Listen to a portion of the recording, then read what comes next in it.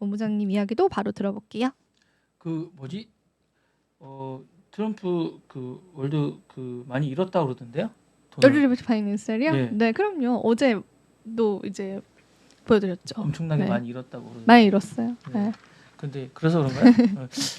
그래서 올리는 건가요? 시장을? 그러니까 그런 썰이 있던데요? 좋은 가격에 팔려고 네. 세상에. 그리고 이제 그 세상에. 민주당 의원들이 최근에 시장 조작이라고 얘기를 했어요. 암호화폐 아니 그 최근에 지금 이런 행보가 시장 조작이라고 이제 최근에 네. 얘기를 하고 있습니다. 왜냐하면 그 주가를 팔라고 얘기하면서 공공연하게 이야기하는 이런 것들과 주가가 상당히 급등했습니다. 이 부분을 사실 대통령이 공공연하게 이야기하는 이 부분에 대해서 시장 조작이라고 얘기를 하고 있고, 이 부분이 상당히 그럴 가능성이 높다고 얘기하고 있습니다. 그래서 이게 첫 소식인데, 지금 사라 트럼프 발언이 주가 직후에 주가가 급등한 이 부분에 대해서 시장 조작 의혹을 제기하고 있습니다. 윤리 논란이 되고 있고, 트럼프 대통령이 갑작스럽게 발표한 관세 유예 조치가 주가 시장을 이거와 상관없습니다.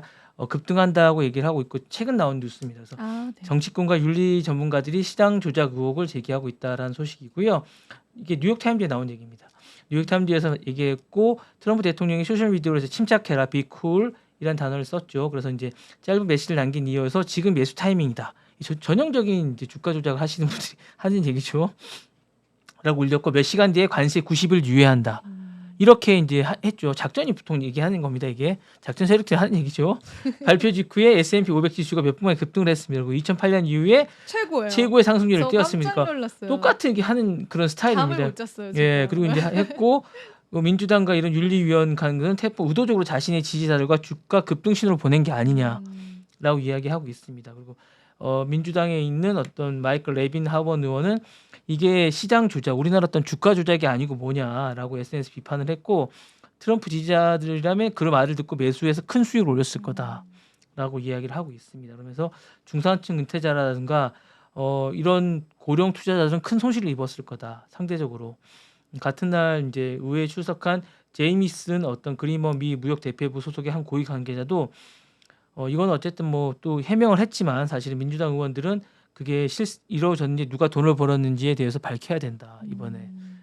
그리고 이제 그런 부분에 얘기를 했고, 그것도 있었어요. 트럼프 주변인들이 그 최근에 주식을 많이 안 샀대요. 그러니까 그 폭락 전에 그 썰도 있었어요. 네, 그래서 이제 그런 부분이 좀 있어서 그러니까 시장을 조작을 했다고 가정하에 얘기를 하는 그런 거죠. 부분이 있고, 이 같은 행위는 원천적으로 SEC 조사가 좀 필요하지 않느냐, 조사를 좀 해봐야 되는 거 아니냐라는 생각이 좀 있으면서, 조사를 어쨌든 이번에 바뀌었지 않습니까? 포레킨스가 좀 해봐야 되지 않겠냐라는 얘기도 좀 있습니다. 이번에 좀 투명성을 위해서 해봐야 돼.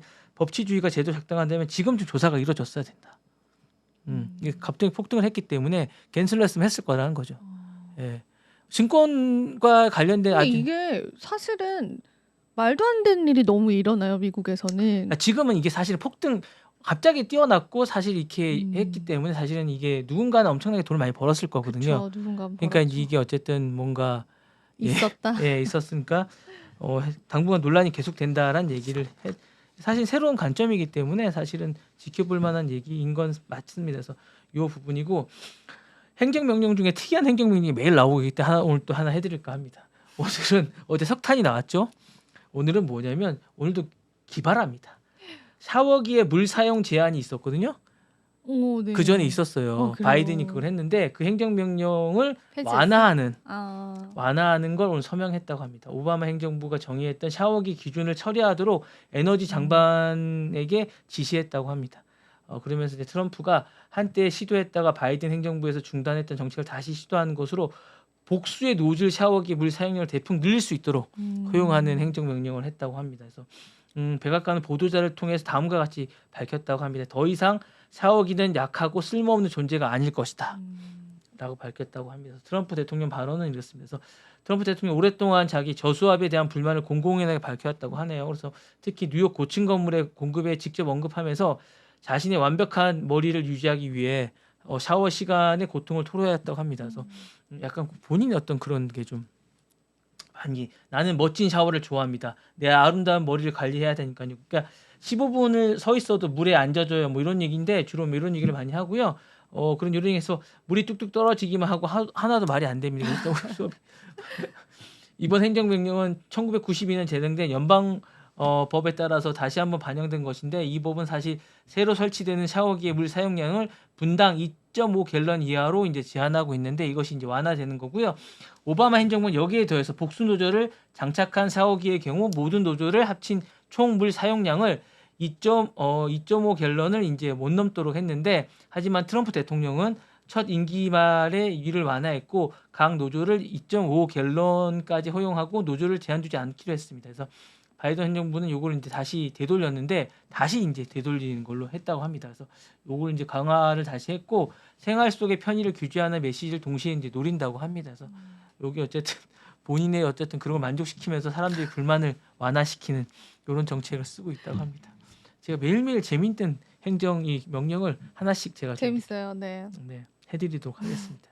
바쁘세요. 사인을 몇 번을 쓰는 거예요? 이거 말고도 오늘 많습니다. 오늘 많이 했는데 요게 제일 재밌어서 하나 가져왔어요. 행정명령을 제가 맨날 뒤져보고 있는데 요게 제일 재밌어서 하나 가져왔습니다. 네. 재밌죠? 사인을 몇 번을 하시는 거예요? 요거 들어가 그 백악관에 가시면 행정명령 이 목록이 있어요. 아 그렇군요. 예, 거기 들어가서 보시면 재밌는 게 많이 있기 때문에 제가 보겠습니다. 찾아서 하나 네. 가져왔습니다. 예, 보시면 될 것 같고요. 그 외에 오늘 뭐 여러 가지 소식이 너무 많았어요. 사실은 여러 가지가 많았는데 사실 일론 머스크하고 오픈 AI가 정면으로 충돌한 얘기가 있습니다. 사실은 그 여러 가지 얘기가 있는데 그 전 과정에서 오늘 또 새롭게 이제 나온 게 격화된 가운데 오늘 이제 반소를 했습니다. 오픈 AI 측이 머스크 쪽에 반소를 했기 때문에 불법적이고 행위라고 이제 중단을 해달라고 얘기를 했었고 전반적인 것들은 제가 이제 시간이 날 때 한번 정리를 한번 해드릴까 합니다. 요 전 2025년부터 이제 쭉 얘기를 했었고 그 다음에 이제 이게 사실은 왜 또 문제가 되냐면 이게 사실은 이제 제가 뒤에 좀 얘기를 해줄 텐데 왜 자신은 또 그러면서 크록에는 거의 5만 원 가까이를 주면서 또 돈을 내게 하는 이런 부분도 좀 있는데 그런 부분도 좀 얘기를 할게요. 그리고 이제 틱톡 매각에 관해서 이제 사실은 중국이 막았다고 합니다. 지금까지 계속 안 되는 게 알고리즘을 못 넘게 하는 장벽에 대해서는 중국이 막았다는 얘기가 좀 있고요. 그 다음에 이제 젠슨왕의 비밀 만찬 이후에 이제 중국의 H20이 풀렸다고 합니다. 그 어쨌든 GPU가 풀렸다고 해서 이제 수출할 수 있게 됐습니다. 그게 풀렸습니다. 그리고 이제 메타가 이제 우울한 10대 광고를 겨냥해서 그거를 알고리즘을 짜서 이제 광고를 했다고 하면서 내부 폭로가 이어졌고요. 최근에 그 상원에서 열린 청문회에서 전 페이스북 글로벌 공공이사였던 사라빈 윌리엄스라고 얼마 전에 책을 냈던 근데 책이 출간되지 못했습니다. 요게 있었는데 요게 충격이 있었고 요 부분에 관해서 이제 감정 상태를 분석해서 타겟팅을 했다는 충격적인 사실이 있습니다. 그러니까 어쨌든 우울한 10대들을 겨냥해서 이제 계속적으로 광고를 했었고 13세에서 17세의 청소년들이 우울하거나 약간 자존감이 낮을 때 이걸 타겟팅에 이용했다고 합니다. 더 웃긴 건 이걸 실제로 아는 이사들이나 관계자들은 자신 애들에게는 쓰지 말라고 했다고 합니다. 이렇게 했다고 하는 약간 충격적인 하고 이제 이런 부분들을 타겟팅했다고 하고 약간 근데 실질적으로 이거는 말도 안 된다고 메타는 주장하고 있다라고 얘기를 하고요. 이 부분이 얘기를 하고 있다라고 하고 그다음에 유튜브가 AI 딥페이크 차단에 나섰다는 얘기도 좀 있습니다. 이런 부분들도 있으니까 제가 이야기를 시작하면서 많이 있습니다. 이런 부분이 있으니까 자 보시면 될 것 같습니다. 자 보시죠 이제. 자 하원이 지금 노 로그 룰링 액트라고 전국 단위 금지 법안을 통과시켰습니다. 이게 뭐냐면 법원들이 지금 이게 약간 뭐냐면 트럼프한테 아부하는 법안입니다. 뭐냐면 이게 미 하원이 표결로 결과를 시켰는데 219대 214만으로 이제 6표 차로 했는데 연방 법원이 트럼프의 행정명령이 너무 많은데 이걸 일일이 제동을 거니까 이걸 제동 못 걸게 하는 그런 법안입니다. 그래서 이제 여러 주가 공동으로 제기한 소송의 경우 예외로 인정하는데 어쨌거나 이제 이걸 하게 못하는 법안이 공화당이 행정명령을 차단이 쏟아지자 이제 이거를 단 하나의 판사가 미국 전체에 영향을 미치는 결정을 내리지 못하게 과도하다고 생각해서 다렐 아이사 의원이 이제 공화당 캘리포니아죠 연방 대법원이 과반이 있어야 법을 만들 수 있는데 한 지방 판사가 스스로 요구를 못하게 하는 건 좀 말이 안 된다라고 해서 이제 요구를 했고요. 이렇게 해서 이제 전국 단위 법안이 금지가 됐는데 이게 상원을 통과해야 되거든요. 그래서 이제 상원을 통과 못할 것 같아서 어쨌든 안 했는데 근데 민주당 의원들이 이제 아부하는 요런 거고요. 사실은 요 법안이 되고 이제 이렇게 된다고 합니다. 그래서 요 부분에 대해서 이제 하게 될 것 같고 이게 이제 흐름이 뭐냐면 대통령 2기의 권력 강화를 위해서 이제 행정부가 알아서 이제 약간 이렇게 하원이 이제 아부를 하는 게 아닌가라는 생각이 들고 드디어 이제 트럼프 2기 행정부와 이제 입법부가 약간 이렇게 한 몸이 된 게 아닌가. 충성 맹세를 하기 정치적 충성 입법이라는 생각이 듭니다. 그래서 2002년 하원이 공화당이 다수고 트럼프에게 정치적 어떤 충성 맹세를 하는 마가죠, 마가. 강경파 우파라고 합니다. 세력 중심이 움직이고 있고 트럼프가 어쨌든 연방 지방이 자신의 행정명을 반복적으로 막자 이를 판사 권한 남용으로 주장하면서 이 대응을 요구하니까 이런 충성파 의원들이 뭉쳐서 이 입법에 호응을 한 거라고 합니다. 그래서 정책 목적이라기보다는 정치적 연대 표시가 아닐까라는 생각이 들고요. 트럼프 보호 입법에 가깝다고 봐야 되는 그런 생각이 방탄 국회라는 생각을 합니다. 약간 이런 생각이고요. 트럼프 행정명령을 막는 전국 금지 명령에 대한 폭발이 한 게 아닌가라는 생각이 들면서 최근에 중단된 게 뭐냐면 시민 철폐 시도가 있었는데 이게 중단이 됐고요. 이민자 대규모 추방이 중단이 됐습니다. 그리고 국내 트랜스젠더 복무 금지가 중단이 됐습니다. 연방 공무원 대량 해고도 다 중단됐습니다. 하나도 시행을 못했어요. 하려고 했는데 하나도 행정명령이 다 취소됐어요. 그래서 이제 이런 것들을 판사 한 명이 막는 것들을 못하게 하는 약간 이런 법이라서 이런 게 돼서 이제 트럼프가 너무 답답해하니까 이제 SOS를 쳐서 했는데 하원은 통과가 됐어요. 근데 상원은 통과 못할 것 같아요. 그래서 이게 이제 된 것 같고 어쨌든 이런 것들에 대한 것들이 좀 있는 것 같고 대중 정치용 메시지가 아닌가라는 생각이 좀 있습니다. 판사는 선출되지 않거든요. 선출되지 않은 판사가 선출된 국민의 어떤 대통령에 대한 것들을 막는 게 맞느냐라는 약간 이런 것들이 좀 있는 그런 느낌입니다. 그래서 이런 것들이 아닌가라는 생각이 있어서 이렇게 했습니다. 준비해온 겁니다. 제가 준비한 거고 이런 부분이 있어서 준비했습니다. 다음 소식을 전해드리겠습니다. 다음 소식 우리나라 관계된 얘기입니다. 이거 좀 재밌을 것 같아요. 이게 이제 삼성 구글이 AI 개인 로봇이라고 하드웨어입니다.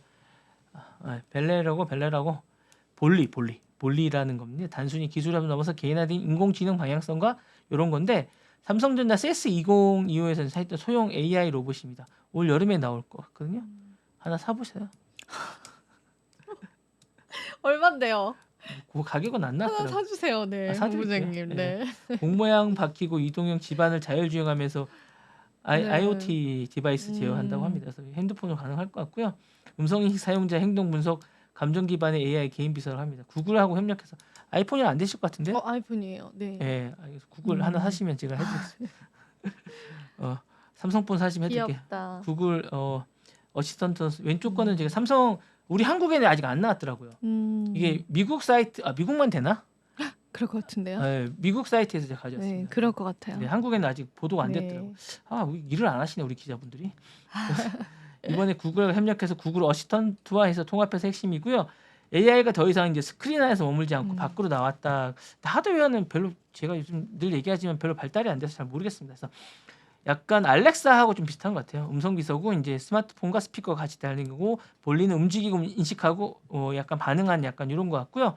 AI가 공간을 이해하고 움직이며 행동하는 주체로서 이제 진화하는 약간 그런 게 아닌가라는 생각이 들고 제너레이티브 AI고 센서고 약간 엣지 AI고 IoT 약간 이런 융합의 상징 같은 약간 이런 느낌입니다. 보시면 될 것 같고요.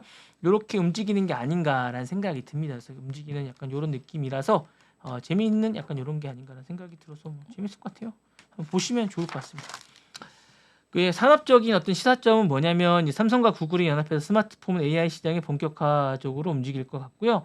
삼성이 가전이라든가 센서랑 하드웨어 강자로서 이제 나오는 게 아닌가라는 생각이 드는데 제가 이제 이 부분에서 약간 우려스러운 건 뭐냐면 한국의 AI가 사실은 이제 좀 문제가 많잖아요. 우리가 이제 여러 가지로 이제 말만 AI지 사실은 이제 우리가 늘 얘기하지만 이게 사실 뭐 우리 AI가 실질적인 AI가 이제 아니라 뭐 여러 가지로 이제 뭐 그동안 이제 그 상징적으로 개발하는데 그쳤고 사실은 이번에 선보이는 이 볼리도 어느 정도 수준이고 이제 어느 정도 영향을 미칠지에 대한 궁금증이 좀 있는데 이게 사실 공간인지나 이런 것들이 구현이 뭐 많이 되고 있나 봐요. 그러니까 대형 AI 언어 접목이 고도화돼서 사실은 이제 이게 삼성이 개발한 게 아니라 사실은 이제 구글이 개발했다는 점에서 상당히 좀 많이 돼 있는 것 같고 라이다 기반이나 방향성 같은 게 잘 되고 있나 봐요. 그래서 이제 카메라 기반이나 행동 감지가 잘 되고 있는 것 같고 저도 이제 되면 미국에서 만약에 발행되고 한국에서 안 되면 사볼까도 생각하고 있습니다. 그래서 사서 여러분들한테 써볼 생각도 있고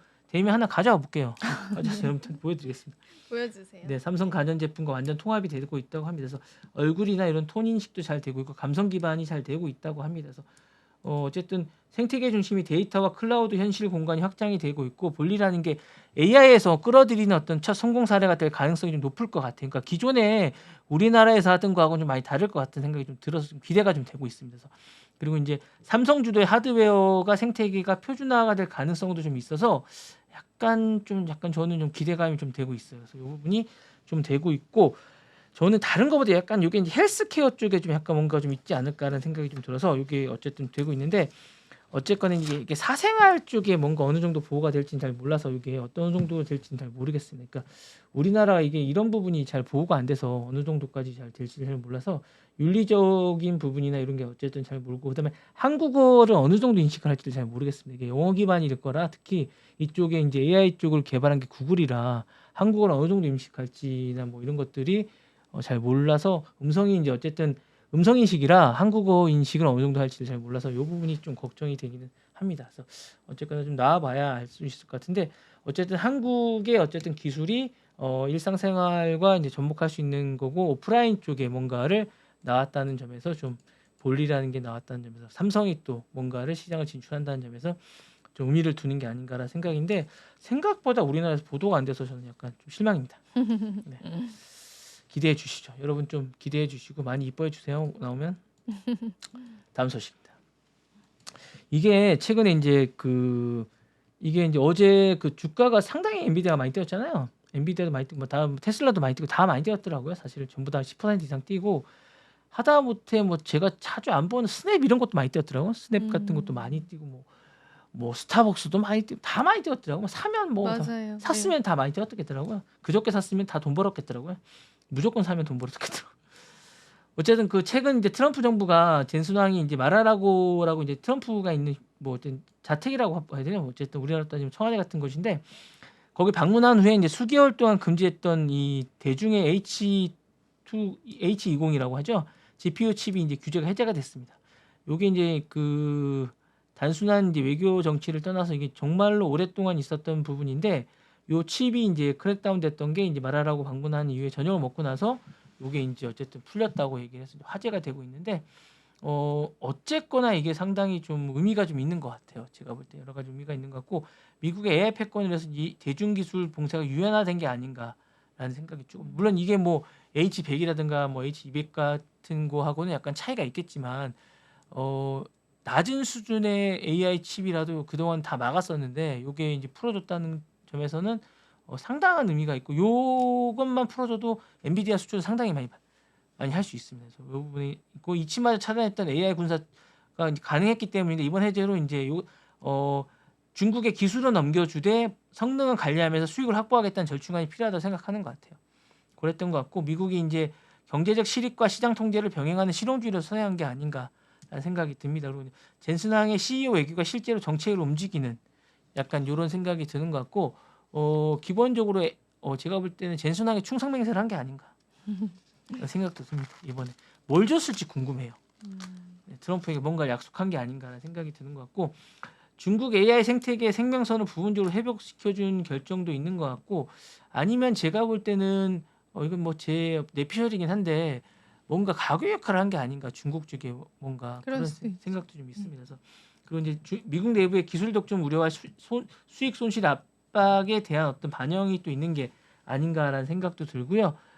우리 쪽에도 어떤 공급망의 전략의 기회도 생긴 것 같습니다. 그래서 삼성이라든가 SK라든가 한국 부품 기업이 중국향 AI 어떤 재확산의 수출 기회가 증가될 것 같은 생각이 좀 있습니다. 그래서 중국 기업 공동 프로젝트 재개 가능성도 좀 있습니다. 물론 우리나라 어떤 제재 범위 내에서인데요. 한국 기업이 미국의 제한적인 허용 부품에 대해서 특화된 기술을 기획할 수 있는 어떤 조례 타이밍이 아닌가 이런 것들을 좀 쇼쇼쇼에서 좀 해줬으면 좋겠습니다. 네, 어떻게 부탁드립니다. 제가 할까요? 네, 좀 해주시죠. 제가 해도 되나요? 근데 그럼요.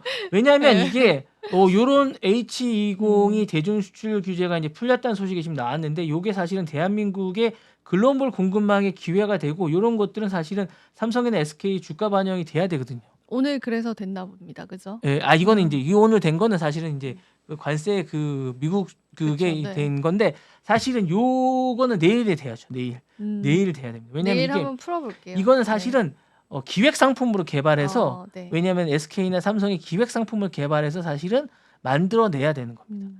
기사 좀 보내주세요. 내일 한번 네, 풀어. 제가 링크를 네. 보내드릴게요. 되게 대대. 아까 이거는 이거 주식을 올리고 싶으면 그쪽에서 기획 상품으로, 그러니까 SK라든가 삼성에서 기획 상품으로 기획을 해서 엔비디아나 이런 쪽에서 제안을 해야 되는 겁니다. 그러니까 이런 상품을 기획해서 우리가 할 테니 이런 것들을 납품을 해서 하겠습니다라고 기획을 해서 해야지 미국에 제한적 허용을 해주고 특화형 기술을 할 수 있는 거거든요. 그리고 이런 것들을 또 납품을 하고 뭔가를 할 수 있는 거기 때문에, 왜냐하면 그러면 우리한테 기회가 되거든요. 새로운 기회가 되고 도전이 되고 어쨌든 또 상품을 만들 수 있는 기획 상품이 되는데, 어쨌든 이 반도체도 사실은 기획품이거든요. 뭔가를 들고 갈 수 있는 기획품이고, 어쨌든 그 기획 상품의 틈새 상품을 노릴 수 있는 어떤 기회가 되는데, 저는 전략의 어떤 기회라고 봅니다. 그래서 좋은 기회가 될 것 같고, 요 어쨌든 관세는 누군가에게 제재가 되고 누군가에게 어떤 기회를 잃으면 누군가에겐 또 기회가 될 수 있다고 저는 보거든요. 그러면 이 어쨌든 H2 GPU 수출 해제는 트럼프 2기에게는 기술 봉쇄의 전면 봉쇄가 아니라 또 다른 통제 가능한 범위 내에서 어쨌든 우리에겐 기회가 되는 게 아닌가라는 생각이 듭니다. 그래서 저는 삼성이라든가 SK라든가 우리나라에겐 또 다른 기회가 될 수 있으니까 잘 했으면 좋겠다는 생각이 듭니다. 파이팅! 화이팅. 네. 다음 소식. 유튜브가 요새 여러 가지, 유튜브는 전 노선을 정한 것 같아요. 페이크는 없다. 가짜는 가라. 있는 것 같아요. 예. 최근에 이제 노페이크 유튜브 이제 합성 탐지 기술을 이제 장착을 했고요. 이거를 이제 해서 이제 상위 크리에이티브 대상으로 이걸 테스트하겠다는 생각을 하는 것 같아요. 그래서 요거를 시사점을 하는 것 같고, 요 부분에 관해서 이제 강력하게 이제 제지를 하는 것 같아서 AI 딥시크 딥페이크 문제를 본격화하고 있는 것 같습니다. 이 부분에 대해서 기본적으로 이제 제대로 이제 단속에 나서겠다고 하는 것 같습니다. 그래서 유튜브가 AI로 생성된 딥페이크 콘텐츠 문제에 대해서 이제 강력한 조치에 나섰습니다. 오늘이죠. 유튜브가 크리에이티브 아티스트 유명 인물의 얼굴이나 음성을 AI로 이제 모방한 콘텐츠를 탐지하고 관리하는 기술을 본격적으로 확대 도입하겠다고 발표했습니다. 또한 유튜브 이와 동시에 미국 의회에서 상정된 노페이크 법안이라고 있습니다. 요거에 대해서도 공식적인 지지 입장을 했습니다. 그래서 요거에 대해서 지지 입장을 했고요. 그래서 유튜브 올리시는 분들은 앞으로 웬만하면 이렇게 페이크를 하거나 가짜로 만들거나 장난으로도 하지 마십시오. 왜냐하면 계정이 삭제될 가능성이 상당히 높습니다. 요거에 대해서 상당히 예민하고요. 유튜브는 자사의 플로그를 통해서 AI나 창작 혁신을 높게 하고, 못 만들더라도 본인이 직접 출연하거나 직접 만든 걸 되게 높게 평가합니다. 그래서 본인이 직접 출연하셔야 됩니다. 그리고 어디서 차용해 오거나 이런 것들을 공정보도라는 이유로 하는 것들도 상당히 별로 안 좋아합니다. 그러니까 이 부분은 되게 예민합니다. 저작권에 대해서 되게 강화되는 추세입니다. 그래서 이 부분에 대해서 예민하기 때문에 조심하셔야 됩니다. 특히 노페이크 법안은 당사자가 AI 콘텐츠에 직접 플랫폼에 삭제 요청을 할 수 있도록 명문화해서요, 기술 혁신이나 개인 보호 권리에 대해서 균형을 꾀하도록 유튜브가 지지하는 이유라고 설명을 했습니다. 그래서 이번 법안은 민주당의 크리스 쿤스 의원과 공화당의 미사 블랙번이 공동 발의를 했습니다. 그래서 이제 이게 정당을 넘나드는 약간 이런 법안이고요. 유튜브는 레코딩 산업협회와 미국 영화협회 등과 함께 사전 협의를 참여했다고 합니다. 그래서 이게 하고 이제 지난 12월에 이제 그 아티스트와도 같이 협력을 했고요. 유사인물 탐사 이런 기술을 도입해서 많은 파일럿 프로그램을 돌려봤고요. 그리고 이제 유명한 어쨌든 1억 명에서 이제 100만 명 사이에 있는 아주 유명한 어떤 유튜버들이 있습니다. 그래서 뭐 미스터 비스트라든가 마크 로버라든가 닥터라든가 마이크라든가 플로버 이런 유명한 분들과 함께 이런 AI 탐지 테스터를 해볼 생각이라고 합니다. 우리나라 우리나라 유명한 이런 분들도 하실지 모르겠지만 할 생각이고요. 이들 유튜버들과 함께 기술 조정을 하고 기능 개선을 할 생각이고, 향후 더 많은 크리에이터들도 참여시킬 생각이라고 하니까 해보실 분들은 아마 해보시면 좋을 것 같습니다. 그래서 뿐만 아니라 이제 이미 올 초에 사용자가 자신의 얼굴이나 음성이 무단으로 사용된 콘텐츠에 삭제 요청을 하면 이런 것들을 지금 삭제하고 있는 작업도 하고 있다고 합니다. 그래서 이와 함께 AI가 생성된 인물 모사 콘텐츠도 탐지 관리할 수 있는 도구도 추가할 예정이라고 하니까 향후에 웬만하면 이런 거 하지 마십시오. 하지 마시고 무분별하게 하는 시대가 됐고요. AI 콘텐츠 시대는 무한 자유가 끝났고, 이제 플랫폼은 규제자 역할에서 떠맡는 윤리 중심의 AI 시대로 전환되는 어떤 이정표가 아닌가라는 생각이 듭니다. 조심하셔야 됩니다, 여러분. 네, 제가 말씀드렸습니다. 네. 자, 요거 아까 말씀드린 그겁니다. 감령 상태의 어쨌든 광고를 지금 하고 있는 것 같습니다. 메타가. 요 부분도 이제 메타가 되게 조심해야 되는데 너무 심한 것 같아요. 이 부분에 대해서. 이 부분은 사실은 되게 조심해야 되는데 이거 정말 메타는 정말 시끄러운 것 같아요. 요새 좀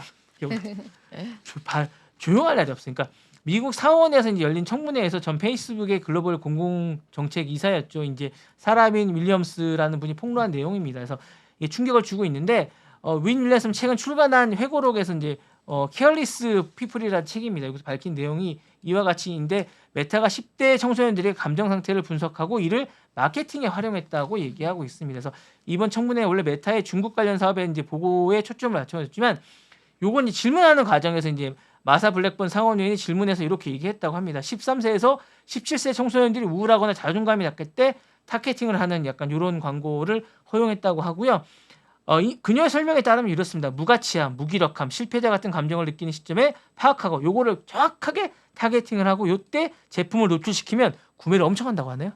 엄청 많이 산다고 합니다. 약간 이제 뭐 약간 우리가 이제 뭐 약간 기분 나쁘거나 허기질 때 엄청 많이 먹는 그 쇼핑을 많이 하고 이렇게 허기질 때 이런 걸 때 많이 하는 이런 거 하고 체형에 대한 불만이 나타나는 다이어트 광고를 노출하기도 하고 뭐 이렇게 많이 한다고 하면서 만약에 뭐 어떤 10대가 셀카를 삭제했을 때 자신의 외모에 대한 부정적인 감정을 판단하고 뷰티 상품을 많이 노출한다거나 이런 걸 많이 하고 이런 식의 약간 걸 하고요. 이 같은 전략을 뭐 광고 수익의 극대화의 유명 전략으로 자평했다고 또 했다고 합니다. 그러니까 아주 제가 볼 때는 좀 많이 좀 이게 나쁜 게 아닌가. 예, 그렇네요. 네, 이렇게 한다고 하고 신제품을 출시할 때마다 뭐 당신의 자녀를 써봤냐고 하였더니 우리 아이들은 페이스북, 인스타를 못 쓰게 하고 있다라고 얘기하고 있고 뭐 이렇게 얘기한다고 합니다. 사실 이게 정말 너무 악의적이지 않나라는 생각이 좀 듭니다. 그러니까 이러면 안 되지 않을까요? 제가 볼 때. 그렇죠. 네, 내로남불 같은 약간 이런 전략이 아닌가라는 생각이 좀 드네요. 예. 안 그렇습니까? 네. 너무하죠. 저는 예, 자신의 자녀들에게 못 쓰게 하면서 그럼 이렇게 하는 게 아닌가. 자기들은 못 쓰게 네, 하면서 네, 그렇네요. 네, 다음 소식. 남의 자녀로 돈을 벌다니. 네. 자, 요 소식 좀 전해드리겠습니다. 요 소식이 좀 아닌가라는 생각이 시작됐네요. 요거 이제. 예. 이제 억만장자 요 부분이 시작됐습니다. 억만장자 AI가 이제 터졌습니다. 이제 이게 사실은 처음에는 이제 공익화와 상업화 이분법인 실제로 복합적인 지분 구조가 아닌가라는 생각이 듭니다. 미국 현지 시간으로 이제 10일인데 오픈AI 공동 창업자인 일론 머스크 간의 소송이 격화되고 있습니다. 오픈AI 측이 머스크를 상대로 정식 반소를 제기했습니다. 그래서 이제 그의 불법적이고 부당한 행위를 중단시켜야 된다고 이제 제기를 했고요. 오픈AI 측이 이제 제소한 서류에서는 머스크의 공격은 사실은 조직의 사명의 수행 능력뿐만 아니라 필수적인 협력 관계에 대한 공익을 위협하게 된다라고 얘기를 했고 최근에 이제 가짜 인수 제한까지 포함된 그의 지속적인 방해가 이제 멈춰야 된다. 그러니까 가짜 인수 사실 제한할 생각이 없었어요. 왜냐하면 뭐 970억인가요? 그때 960억인가 제한하고 나서 바로 그 다음 달인가 한 달 뒤에 바로 뭐 그룹 3를 내고 막 이랬지 않습니까? 생각이 없었던 거예요. 그러니까 왜냐하면 그거는 사실은 이제 오픈AI 뭔가 출시를 멈추기 위한 그런 제한이 아니었나. 왜냐면 그걸 방어해야 되니까 그 제안서를 하면 소송 가야죠, 저거는. 네, 지금 소송 가고 있습니다. 머스크가 지난 2025년 비영리 목적 오픈AI를 주도하고 있었지만 이제 기본적으로 이제 오픈AI 그 이후에 수익 상한 구조로 전환하고 다시 한 번 더 오픈 기업으로 전환을 시도하자 인류 전체를 위한 AI를 배신한 거라 소송을 제기했습니다. 그러면서 머스크는 오픈AI 영리를 막기 위한 가처분을 냈지만 연방법원은 지난 3월 이를 기각했고 본안 소송이 이제 2026년 배심원으로 이어질 예정입니다. 그때까지 이제 오픈AI는 머스크는 처음으로 사명보다는 자신의 의도에 집중했던 인물이고 우리 조직은 사실은 이제 비영리 부분을 유지하면서 교육, 의료, 과학 등의 실제 자원을 투입할 예정이고 이제 방어에 나섰고 머스크는 사실은 이제 오픈AI 이사회가 머스크 인수를 진지하게 고려했어야 한다고 반박하고 있습니다. 그래서 여러 가지 얘기를 하고 있고 이제 여러 가지 얘기를 하고 있습니다. 그래서 얘기를 하고 있는데 저는 머스크의 주장이 좀 잘못됐다고 생각하는 게 뭐 이러면서 자신은 또 여러 가지 얘기를 하면서 돈을 좀 받고 있지 않습니까? 네. 좀 아닌 것 같습니다. 네. 어쨌든 좀 지켜봐야 될 것 같고 상대적으로 이제 그런 게 아닌가라는 생각이 있고 뭐 또 머스크의 AI 전쟁은 시작된 게 아닌가라는 생각인데 그럭3가 가격이 비싸고 성능 논란이 또 되고 있습니다. 왜냐하면 이 오픈AI 맞소송을 하고 있는 가운데 이제 xAI가 자사 모델 그럭3가 외부 API가 전격 공개가 됐는데 이 부분에서 이게 너무 비싸지 않냐라고 생각이 든다고 합니다. 그래서 그럭3 기준으로 100만 토큰의 입력에 $3, 출력이 $15, 그럭3 미니가 0.35달러 책정되어 있는데 이게 다른 거에 비해서 한 5배 정도 비싸다고 합니다. 네, 그래서 이게 좀 문제가 좀 되고 있는 게 아닌가. 이런 거 생각하는데 실제 경쟁사인 구글 제미나이나 엔트로피 클로드나 이런 거에 비해서 더욱 비싸다고 생각하고 벤치마킹에서 과장된 게 아닌가라는 비난을 좀 받고 있다고 얘기를 하는데 어쨌든 이런 부분에서 머스크는 늘 좀 시끄럽지 않나라는 생각이 좀 드네요. 자, 제가 준비한 소식은 여기까지입니다.